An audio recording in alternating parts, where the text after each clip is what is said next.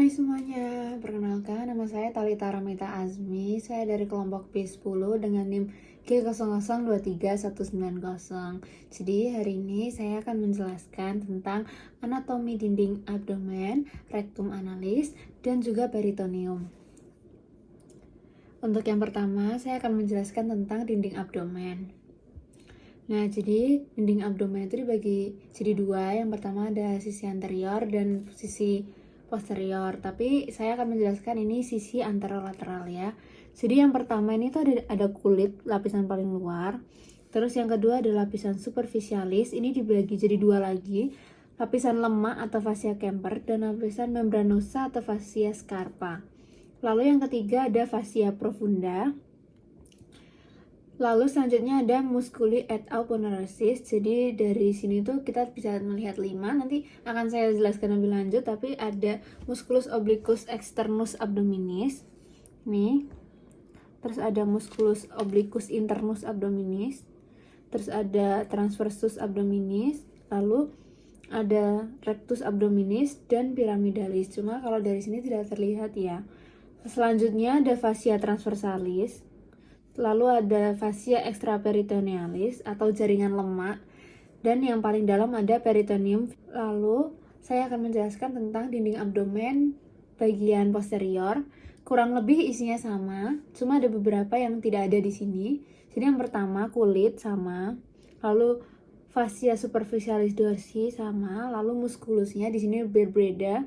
Lapisan pertama adalah stimus dorsi. Lalu lapisan kedua ada obliquus externus abdominis, longissimus dorsi, musculus serratus posterior inferior, musculus erector spina. Lalu lapisan ketiga ada obliquus internus dan musculus multifidus. Dan lapisan keempat ada musculus quadratum lumborum dan musculus iliacus psoas. Selanjutnya ada fascia extraperitonealis dan yang terakhir ada peritoneum parietal. Nah, lalu saya akan menjelaskan lebih lanjut tentang bagian otot-ototnya. Jadi otot itu dibagi jadi dua, ada flat muscle sama vertical muscle. Kalau flat muscle ini ada musculus obliquus externus, terus ada obliquus internus, dan ada transversus. Transversus itu letaknya di dalam ya. Nah, urutannya dari superficial ke profunda, yang pertama ada musculus obliquus externus abdominis, lalu dilanjut dengan musculus obliquus internus abdominis, dan yang paling dalam itu ada musculus transversus abdominis. Nah, arah serabutnya kalau musculus obliquus externus abdominis, dia itu arah serabutnya inferomedial seperti huruf V ini. Lalu kalau musculus obliquus internus abdominis bentuknya tuh supromedial atau seperti huruf A. Nah, lalu di sini juga ada yang namanya linea alba. Linea alba adalah garis berserat, garis tengah tunggal ini di dinding perut anterior yang dibentuk oleh perpaduan aponeurosis dari musculus obliquus internus, obliquus externus, dan musculus transversus abdominis. Lalu selanjutnya ada vertical muscle. Ini ada musculus rectus abdominis dan ada pyramidalis.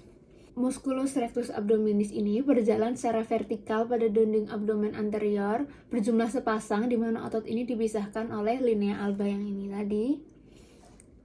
Nah, rectus abdominis ini dibagi menjadi segmen yang jelas oleh 3 intersections tendinae. Jadi yang pertama ada terletak setinggi processus sipoideus, lalu yang kedua ada terletak setinggi umbilicus, dan yang terakhir ada di antara keduanya. Nah, kedua otot ini yang musculus rectus abdominis dan musculus pyramidalis ini dibungkus oleh suatu membran namanya vagina musculi recti abdominis. Untuk musculus pyramidalis ini dia berbentuk triangular dan sangat kecil. Otot ini nggak selalu ada di setiap manusia, tapi sekitar 20% orang nggak punya otot ini. Dia ototnya terletak di depan rectus abdominis. Lalu, saya tadi sudah menyinggung tentang vagina musculi recti. Jadi ini ada lembaran pembungkus vertical muscle yang terbentuk oleh aponeurosis dari 3 horizontal muscle tadi. Dia tuh berisi musculus rectus abdominis, musculus pyramidalis, arteri vena epigastrica superior et inferior, dan ujung terminal nervus intercostalis 6-11 dan nervus subcostalis. Vagina musculi recti ini membungkus sempurna 3/4 bagian atas rectus abdominis dan menutupi hanya facies anterior untuk 1/4 bawahnya. Karena tidak ada sarung yang menutupi 1/4 bagian bawah, facies posterior rectus abdominis musculus langsung berkontak dengan fascia transversalis. Batas antara superior dan inferior adalah linea arcuata. Selanjutnya, saya akan menjelaskan tentang rectum et canalis analis. Jadi yang pertama saya akan menjelaskan tentang anatomi rectum propria. Jadi rectum itu dibedakan menjadi dua. Jadi yang pertama ada rectum proprium dan yang kedua ada canalis analis. Sekarang saya akan bahas tentang rectum proprium. Nah, di sini untuk bagian sisi luar ada flexura sacralis dan juga flexura perinealis atau namanya juga flexura anorektal. Dia membuat kolon berbentuk seperti huruf S. Kalau dilihat dari lateral, flexura anorektal membantu menjaga konsistensi tinja melalui tonus otot puborectalis. Ini adalah bagian dari levator ani. Lalu untuk bagian dalamnya, ada lipatan-lipatan transversal yang disebut dengan plica transversalis recti. Ini ya, lipatan-lipatannya. Di bawah lipatan ini, rektum mengalami dilatasi membentuk ampula recti, terletak langsung di atas dan didukung oleh diafragma pelvis dan ligamen anokoksigel.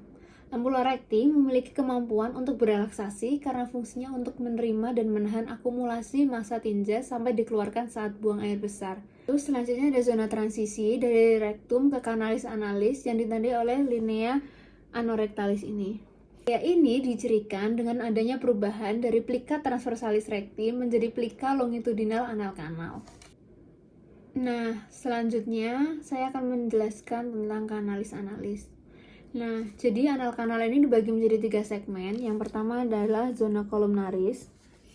Nah, zona columnaris ini terdiri dari lipatan longitudinal yang dibentuk dari corpus cavernosum, epitelnya kolumner atau cuboid. Lalu ada pecten analis. Ini. Pecten analis adalah epitelium squamous kompleks non-kornifikasi yang menimbulkan zona putih di mukosa atau disebut juga dengan zona alba. Garis superior pada zona ini disebut linea pectinata. Lalu yang terakhir adalah zona cutanea. Ini adalah kulit eksternal, dibatasi secara tidak konstan oleh linea anocutanea. Lalu pada permukaan dijumpai yang pertama ada columna rectalis. Ini merupakan 5-10 lipatan tunika mukosa longitudinal karena adanya anastomosi arteri dan vena cabang-cabang dari pars intramuscularis arteri rectalis superior. Lalu ada valvula anales. Ini merupakan pelipatan mukosa yang menghubungkan tiap dua kolumna pada bagian kaudal. Dan yang terakhir ada sinus rectalis, merupakan cekungan di antara valvula anales. Nah, selanjutnya ada beberapa otot-otot sphincter di sini. Ada musculus corrugator ani, lalu ada sphincter ani externus, musculus sphincter ani internus, dan juga ada musculus puborectalis. Ini adalah bagian dari musculus levator ani. Lalu saya akan menjelaskan juga tentang neurovaskularisasi. Jadi di sini ada yang pertama adalah arteri rectalis superior. Dia adalah cabang dari arteri mesenterica inferior. Lalu ada arteri rectalis media dan ini arteri rectalis inferior. Nah, arteri rectalis media et inferior ini adalah cabang dari arteri iliaca interna. Arteri rectalis superior adalah cabang terakhir dari arteri mesenterica inferior dan memberikan cabang untuk anastomosis dengan arteriae sigmoidae. Seperti halnya dengan arteri, darah vena dari rektum dan canalis analis bermuara melalui 3 vena. Yang pertama ada vena rectalis superior, lalu ada vena rectalis media, dan vena rectalis inferior. Nah, vena rectalis superior ini beranastomosis dengan vena rectalis media et inferior yang akan bermuara pada vena porta hepatis. Lalu pada anal kanal, drainase vena terletak di atas linea pectinata bermuara ke vena porta, sedangkan drainase di bawah linea pectinate akan bermuara ke vena cava inferior. Lalu untuk inervasinya, simpatisnya oleh nervus plancolumbalis, sedangkan untuk parasimpatisnya adalah nervus planchichi pelvici. Selanjutnya saya akan menjelaskan tentang peritoneum. Sebenarnya apa sih peritoneum itu? Jadi peritoneum itu adalah suatu lapisan tipis dan kecil dan merupakan bagian paling profunda dari dinding abdomen, baik dilihat secara anterolateral maupun posterior. Jadi peritoneum itu dibedakan menjadi dua. Yang pertama ada peritoneum parietal. Ini adalah lapisan yang melapisi bagian dalam dinding abdomen dan menjadi bagian dari dinding abdomen. Sedangkan yang kedua adalah peritoneum visceral. Ini adalah lapisan peritoneum yang melapisi langsung permukaan organ viscera abdominis, baik sebagian permukaan organ disebut dengan organ retroperitoneal maupun seluruh permukaan organ disebut dengan organ intraperitoneal. Untuk organ retroperitoneal dan intraperitoneal akan saya lanjutkan setelah yang satu ini. Sekarang saya akan membahas tentang fungsi dari peritoneum. Jadi yang pertama, fungsinya itu untuk sebagai pelumas untuk mencegah gesekan antar viscera abdomen. Lalu yang kedua, untuk menyimpan lemak. Yang ketiga, pertahanan terhadap infeksi dan sebagai alat penggantung organ viscera. Yang terakhir, untuk mempercepat absorpsi obat-obat yang dimasukkan secara intraperitoneal. Lalu sekarang saya akan menjelaskan tentang organ intraperitoneum dan retroperitoneal. Jadi bisa dilihat dari gambar, organ intraperitoneal adalah organ yang seluruh permukaannya dilapisi oleh peritoneum. Lihat ya, ini seluruhnya dilapisi oleh peritoneum. Nah, dia berada di dalam cavitas peritonealis. Organ intraperitoneal itu ada gaster, duodenum pars superior, jejunum, ileum, appendix vermiformis, kolon transversum, kolon sigmoid, cauda pankreas, lien, dan hepar. Sedangkan organ retroperitoneal itu berada di luar kavitas peritoneum. Dilapisi peritoneum hanya di bagian anterior saja, bukan seluruh permukaan seperti di intraperitoneal. Jadi organ di sini ini bisa disingkat dengan SET, Packer. Setnya S adalah suprarenal gland, A-nya aorta, D-nya duodenum kecuali pars superior karena itu adalah organ intraperitoneal. Lalu ada pankreas kecuali pars cauda. Lalu U-nya ada ureter, C-nya itu kolon, terus K-nya itu kidney, I-nya esophagus, dan R-nya adalah rektum. Lalu selanjutnya saya akan menjelaskan tentang duplikator peritoneum. Jadi duplikator peritoneum itu adalah dua lapis dari peritoneum. Nah, ini tuh dibagi menjadi tiga. Yang pertama ada mesentery, kedua omentum, dan yang terakhir adalah ligamentum peritonei. Jadi yang pertama mesentery ini ada mesentery di sini. Nah, mesentery atau alat penggantung ini menghubungkan viscera intraperitoneal dengan dinding posterior abdomen. Penamaan mesenterium mengikuti viscera apa yang akan dilekatkan pada dinding posterior. Contohnya adalah mesokolon yang ini tadi. Nah, ini adalah lipatan peritoneum yang menghubungkan kolon transversum dengan dinding posterior abdomen. Lalu ada juga mesokolon sigmoideum, ini berarti lipatan peritoneum yang melekatkan kolon sigmoideum dengan dinding abdomen. Sedangkan mesenterium yang melekatkan jejunum dan ileum pada dinding abdomen posterior namanya tetap mesenterium. Lalu yang kedua ada omentum. Jadi omentum ini membentang dari gaster dan proximal duodenum untuk melekatkan viscera intraperitoneal. Jadi omentum dibedakan menjadi dua. Yang pertama ini ada omentum maius ini di sini.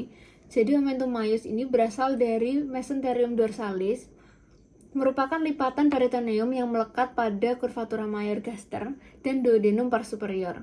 Omentum ini berbentuk seperti tirai, di mana omentum ini turun menutupi kolon transversum dan intestinum tenue atau jejunum dan ileum, kemudian melipat ke belakang dan melekat pada bagian atas dari mesokolon transversum.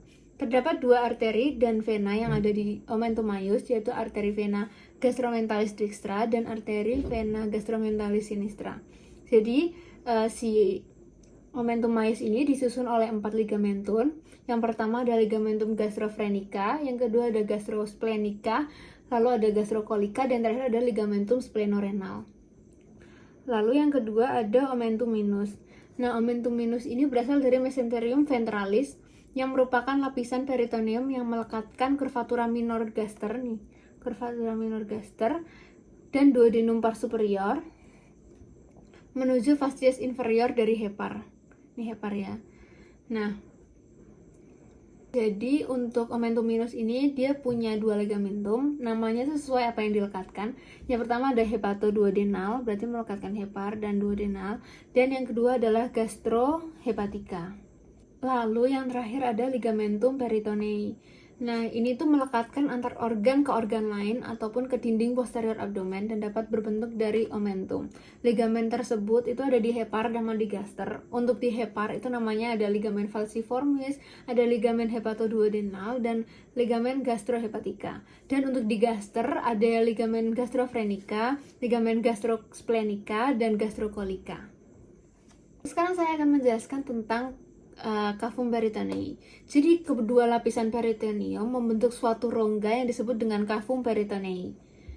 Nah, dalam keadaan normal, cavum ini berisi sedikit cairan serosa.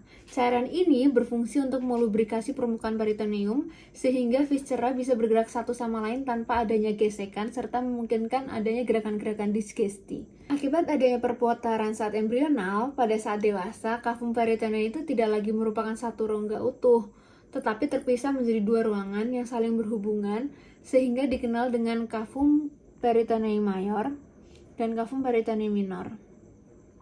Nah, kedua cavum ini berhubungan melalui satu lubang yang disebut dengan foramen epiploica Winslowi. Lalu ini adalah daftar pustaka yang saya pakai untuk presentasi hari ini. Sekian dari saya, apabila ada kurang saya mohon maaf. Wassalamualaikum warahmatullahi wabarakatuh.